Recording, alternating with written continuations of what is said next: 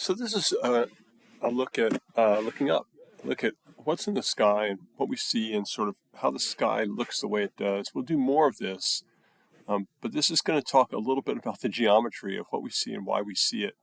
The sky looks strange a lot if you look at it over a long period of time. Things appear to rise and set over the course of the day. The planets kind of move around in different positions from day to day a little bit. The sun and the moon even more so. Things appear to be rotating around the Earth somehow. And so we're just going to talk a little bit about this and how we have the ideas that we have, and how we account for this motion. It's one of the very beginning problems in science from thousands of years ago. People would look up at the sky and try to figure out what was going on. The history of it is fascinating. So we're going to define some terms as we do this. And if you're just an observer standing on the ground somewhere, you have a horizon, which we all sort of know what that is, right? It's just sort of looking flat out along the land. And then there's another point that's useful in astronomy called zenith. And the zenith is just the point directly over your head. The zenith is just a local direction for any observer who's standing there. Somebody can say, well, I see a satellite at zenith, and then you just look straight up. So that defines a few terms. We'll have some more that we'll learn in this section. Hang on a second. Okay. So we're going to define this thing called the celestial sphere. It's an imaginary sphere. You see in this picture, here's the Earth, right? Here's the Earth. And here's the North Pole and the South Pole. And this Earth is set up so that that's the little person there is you, hint, not drawn to scale, right, is standing on top of the Earth. We sort of all feel that way when we're standing on the Earth, that we're standing on top. But no matter where you're standing on the Earth, it feels like you're standing on top. That's what gravity sort of does to us. And this we create an imaginary sphere around it. And the ancient people thought that, all the stars were stuck in this imaginary sphere, and then the sphere would turn around the Earth. And so you can see the direction of this arrow. Here's this axis you see here connects the North Pole. So Santa Claus lives right there. Don't argue with me about that. And then the South Pole, that line goes right through the rotational axis of the Earth and goes out the back. And so this imaginary sphere is sort of a crystal sphere or something that circles, that is centered on the Earth, and that rotates while the Earth remains stationary. Pretend that the Earth isn't turning. That's what ancient people thought, that the Earth wasn't turning. And this sphere that all the stars and planets and everything are on spins around the Earth this way. So if you were standing here somewhere, as this spun, things would rise in the east for you and set in the west. And that's the model that the ancient Greeks sort of came up with, ancient people came up with. In reality, of course, this isn't what happens at all. What happens is the stars are just distributed out through the volume of the galaxy and the universe beyond the galaxy. And the Earth is turning in place the opposite direction. So if this is a sort of a clockwise turn, the Earth is in reality turning counterclockwise, and really nothing else is moving with the Earth. But when you're standing on the Earth, it sure feels like you're stationary. So ancient people came up with this model for the celestial sphere. The celestial sphere has a North Pole, which is just a point on the sphere that's pointed to by the polar axis going out of the North Pole of the Earth. Similarly, the celestial sphere has a South Pole. That's where the rotational axis coming out of the south end of the Earth intersects. And then there's a celestial equator, which is just a projection outward of the Earth's equator onto the celestial sphere. Finally, in here, you can see this red circular axis, and that's called the ecliptic, and that's the plane made by the Earth going around the sun. Or if you have this point of view, you can say the sun going around the Earth, right? So that's a line tracked by that. Notice the Earth's axis is tilted with respect to that plane. You probably know that. The reason we have seasons, and we'll talk about this in another section, is that the Earth's polar axis is tilted. Well, we'll talk a little bit about it here in a little bit. Okay.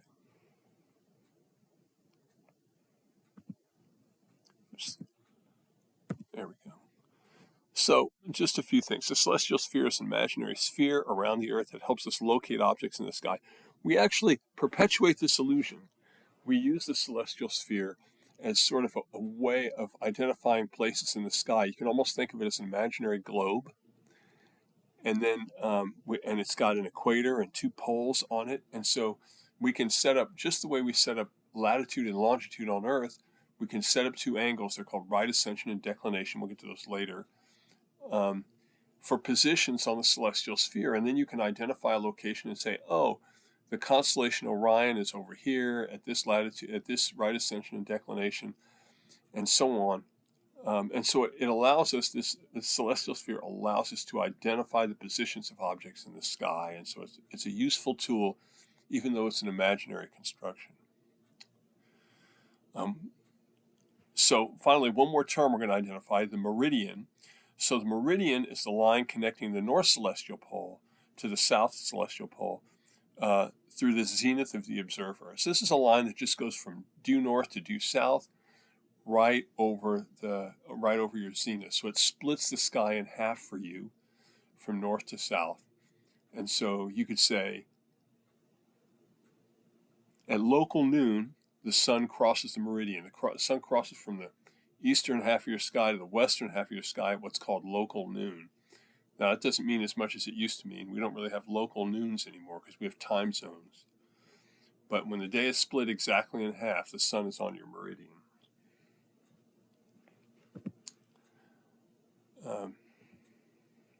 So we can think of celestial objects as occupying positions on the celestial sphere, which is rotating about the Earth so that the celestial objects rise and set.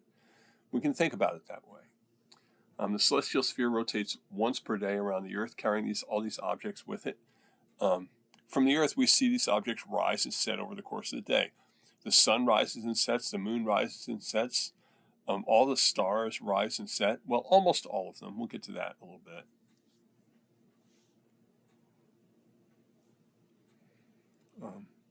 This, of course, once again, this is a fiction.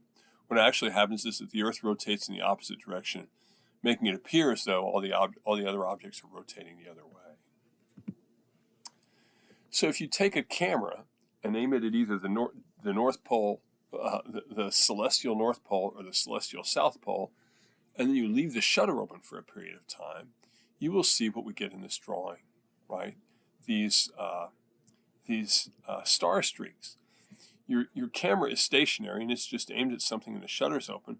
But while the shutter's open, the Earth is turning. And so the stars make these curved streaks, the center of which is at the celestial sphere, and is at the celestial pole. In this case, I think this one's looking at the south celestial pole, but it doesn't matter. It has the same effect. And so, if a star is at the pole, it just appears to not be moving at all. Or if it's near the pole, it's just making a tiny circle. Well, the farther away it gets from the pole, the bigger the circle it makes. And eventually, as you can see sort of over here, that it's rising and then it'll come around here and set. Right? And so the farther you get from the pole, the closer it is to rising or setting.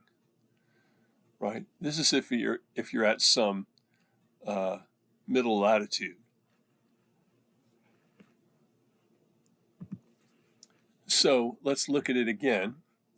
And so if you were Santa Claus and you were standing on the North Pole, you would see all the stars in the sky just circling your zenith, which is the North Celestial Pole, right? And they would all just be making bigger and bigger circles, and so the stars near the horizon would just be moving horizontally over the course of a night. But if you were delivering presents and you got to the equator, and so now you're standing on the equator, or this is just your friend on the equator, you'll notice that they're not making horizontal circles in the sky anymore.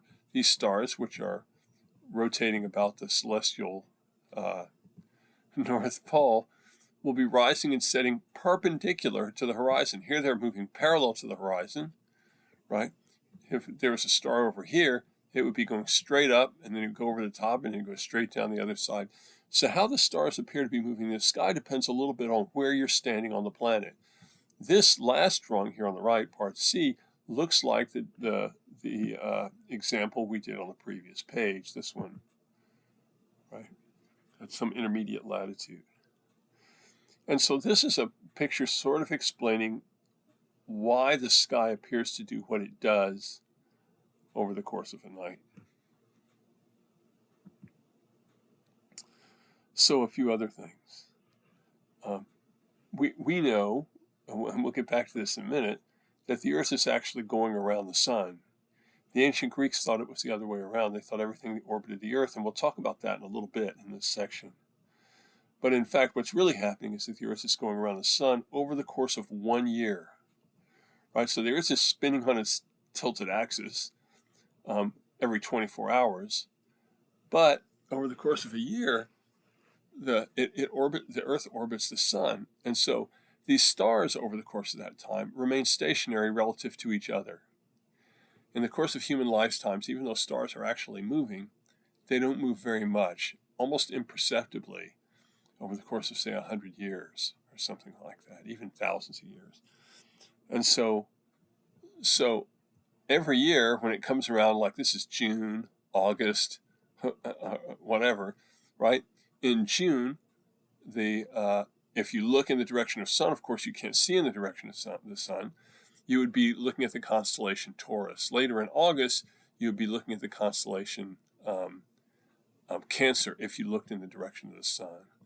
And so the sun is in different constellation every month of the 12 months of the year, right? Opposite to that is a different constellation, right? 6 months opposite from Taurus is Scorpius, and then 6 months opposite to Gemini is Sagittarius or something like that. And then I don't know what 6 months opposite to Cancer is. It's either Capricorn or still Sagittarius. And so the sun appears to be tracking across the celestial sphere as viewed by us. These are constellations that are fixed in the celestial sphere, and the sun appears to be tracking across them over the course of 12 months. Let me just say a little bit about a constellation. So in the same way, if you look at a map of the United States, say, every inch of the United States is in one state or another. So astronomers have divided the celestial sphere up into constellations.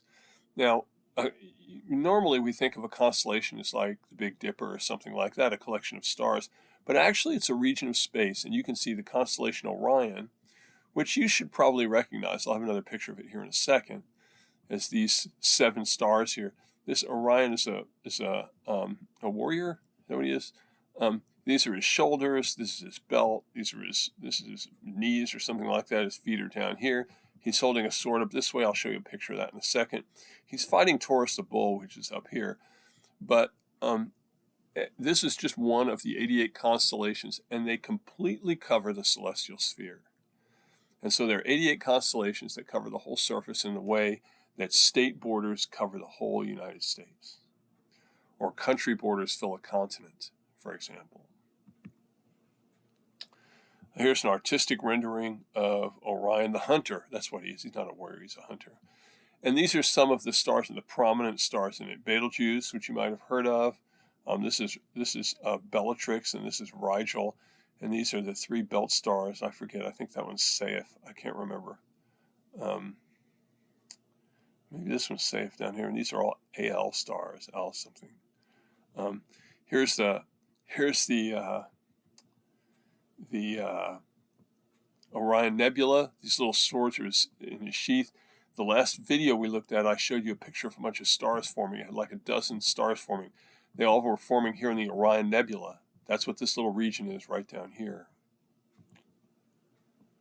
And so the sky is just broken up into constellations that are basically defined by astronomy committees, or were 100 years ago or something, so that we can identify things in the sky. We can say, well, there's going to be a comet, and it'll be in the constellation Orion in January or something like that. So the celestial sphere is divided into 88 constellations. These cover the entire celestial sphere. Stars never shift their positions on the celestial sphere, but the sun, moon, and all the planets do. The sun and the moon drift steadily across the celestial sphere. I showed you that a little bit ago when I was showing you the sun sort of marches around as the Earth orbits the sun. But the planets do something more complicated. And we'll talk about that in a little bit. And it's one of the keys to sort of understanding our understanding the correct model for planetary motion, the fact that everything orbits the sun and not the Earth. Interesting, the word planet comes from the Greek word planetes, which means wanderer. So I'm just going to make one more little picture of the sun, of the celestial sphere, and we'll talk about this in a minute. So this is in another section. We'll pursue seasons and stuff like that in another section. So here's the Earth, and the two really what I would call physical what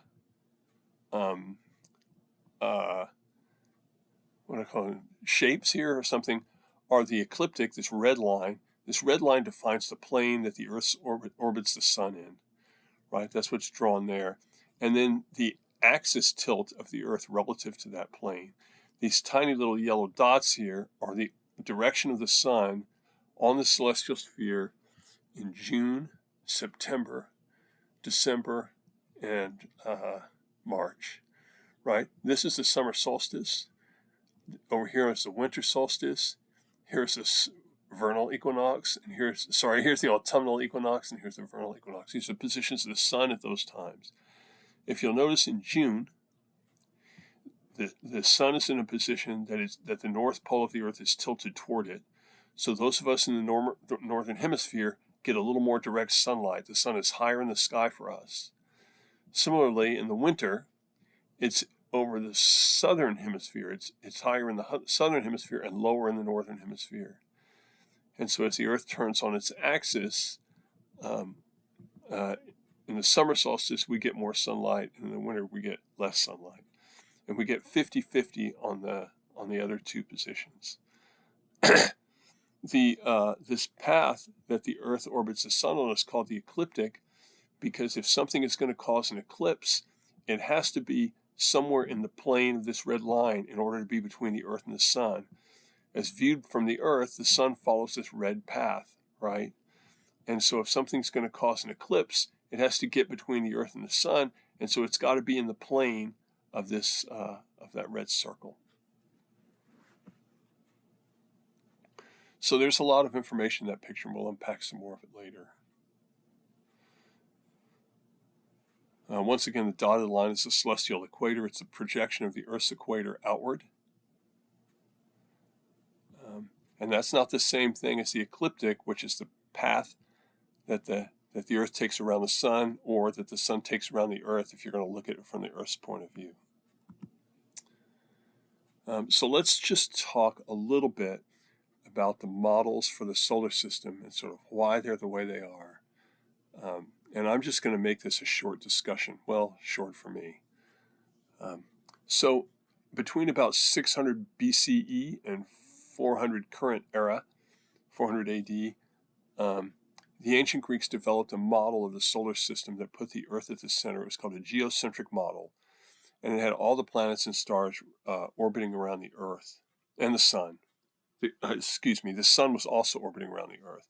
This was an incorrect model. Don't be too hard on the Greeks for it. It was a very hard thing to do, to sort of figure out what was going on. And maybe you've seen already that this motion is complicated, right? Everything's tilted. Nothing's quite circular. Things do weird stuff. And so figuring this out took a lot of very smart people over a long period of time. So the celestial sphere to the ancient Greeks was a real thing. The stars were embedded in it, and it rotated around the Earth every 24 hours.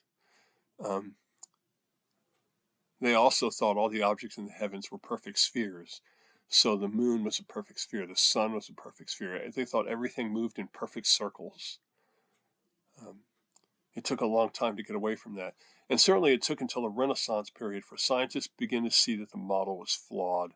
The first person who really put that in print was a guy named Nicholas Copernicus, who developed a sun-centered model. We call that the heliocentric model, as opposed to the Earth-centered model, which the Greeks had, which was the geocentric model. Heliocentric is sun-centered. He published this book in 1543, and it had the planets and the Earth all moving around the sun in circles, which wasn't quite right because they don't actually move in circles. He published it on his deathbed because he was afraid of persecution. He was afraid of getting in trouble. But he published it, and it got around. And so people began to realize this was a sensible solution. And I'll talk about why in a little bit. Shortly after that, Galileo was born in 1564, and he died in 1642. He's from Italy. He found some direct contradictions to Greek models in Venus and Jupiter, and we'll talk about that in a little bit. He found that Venus was, if you looked at Venus, you could see that it was orbiting the sun and not the Earth based on its phases. He also found that there were moons around Jupiter that were orbiting Jupiter, and he showed that to be true. And finally, he found mountains on the moon. He was the first guy who really looked through a telescope at stuff in the sky. Telescopes were invented in the late 1500s, and he made one in 1608 or something. And so he showed that the moon wasn't a perfect sphere, that there were mountains on it by looking at it through his telescope. Contemporaneous with him was a Danish astronomer named Tycho Brahe, who made very accurate measurements of planetary positions that a German guy named Johannes Kepler used to develop 3 laws for planetary motion. These laws were consistent with the heliocentric model and inconsistent with the geocentric model. This was really these guys, Copernicus, Galileo, Brahe, and Kepler, really put an end to the geocentric model. It took them about 100 years to do it, but they did it, and that was. And you could make a good argument that these guys did the most important work in the history of science as a group. So I just want to talk a little bit about what some of the clues were. I said earlier that they called them, the Greek word for planet is wanderer, or the Greek word for wanderer is planet. If you look at the path of Mars over the course of a year against the celestial sphere, or a course of a few years, it'll be drifting slowly eastward as it orbits the sun, while the Earth is orbiting the sun. We're seeing it from the Earth as the Earth is orbiting the sun while it's orbiting the sun, while Mars is orbiting the sun. And so the relative motion is complicated. And so it's hard to understand exactly what's going on there if you're just looking at it in your sky. But what you'll see is against those stationary stars on the celestial sphere, you'll see every once in a while Mars starts to go backwards against the sphere. Mostly it's drifting eastward, and we call that prograde motion. But when planets move across the sky, unlike the stars, the sun, and the moon, the planets appear to wander a bit. They drift eastward across the celestial sphere, but every few years they have a short period where they appear to back up and move westward. This is called retrograde motion. And so what the Greeks did, the Greeks knew about this. And what they did is they would say, okay, well, here's the Earth, and here's the center of this circle that's going around the Earth, right? And the planet is on this thing called an epicycle, which is a circle on a circle. And so this little circle is following around the Earth on the big circle, and then the planet is going around this little circle while the little circle goes around the big circle. And that's how they got things to back up every once in a while, because if the planet's coming around this way and it's moving, I don't know, to the lower right in this picture, while the circle is moving this way, this direction, then by this model, the planet could appear to be going backwards, doing this retrograde motion. So the Greeks had to come up with these complicated pictures to explain this retrograde motion, but they did. They came up with these models that would explain what they saw. They weren't very good, and it's one of the reasons why people decided that maybe their model isn't right and started to get attacked in the Renaissance period. And so, no, hang on a second. Let me see if I can get this to the next one here. Boom. Let's do it like that. What Copernicus noticed was, you could say, look, if the Earth is following around the sun in this orbit, and Mars is in an outer orbit going around the sun, and you look at Mars from Earth, so when Earth is at position A, Mars is at position A. When later on Earth is moved in its orbit a little bit, Mars has moved in its orbit a little bit, later Earth has moved, Mars has moved later, and so on. Each time we look at Mars, we see it against a faraway background of stars that aren't nearby. And so we see it lined up with different stars based on where it is relative to us. And it's in the same way as if you're kind of half dozing in the back seat of a car and you're passing a car on the highway. It might look like that car is moving backwards. Well, that's kind of what happens here. These, if you'll notice, position A, we see Mars here, and then later we see it in position B, and then in position C, and then in position D. It looks like it's backing up, and then as we keep going, it starts to look like it's moving forward again. And so Copernicus said, look, you don't need all those circles on circles and all kinds of stuff like that. You just need to recognize that the Earth and Mars are both going around the sun, and this retrograde motion is just a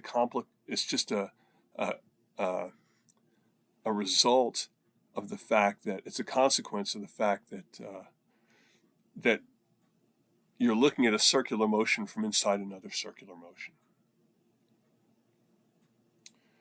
And so people liked this explanation. It was a much simpler explanation. You didn't need all the extra circles. What Galileo did was he said, let's look at Venus. He said, when you look at Venus through a telescope, if you just look at it with your naked eye, it looks like a bright dot, just like any other star or planet or anything like that. But if you look at it through a telescope, it's kind of like the moon. It has phases. Sometimes it's a half Venus, sometimes it's nearly a full Venus, sometimes it's a crescent Venus, and so on. And from the way the phases looked, Galileo showed that Venus is in fact orbiting the sun, not orbiting the Earth. The phases would look very different if it was orbiting the Earth.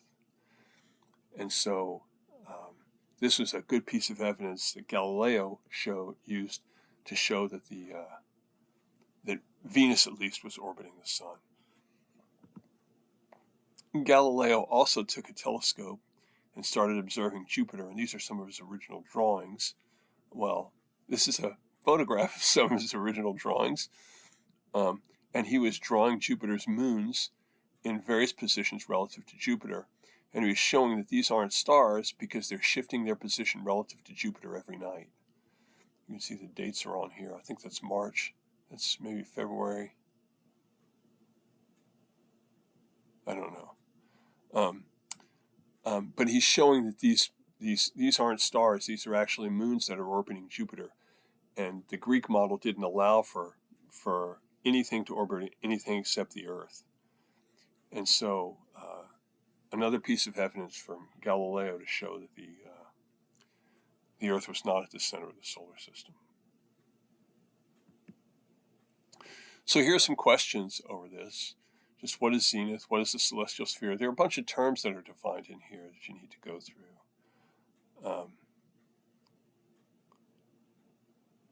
I may add a few more questions about what Galileo did. But take a look at those.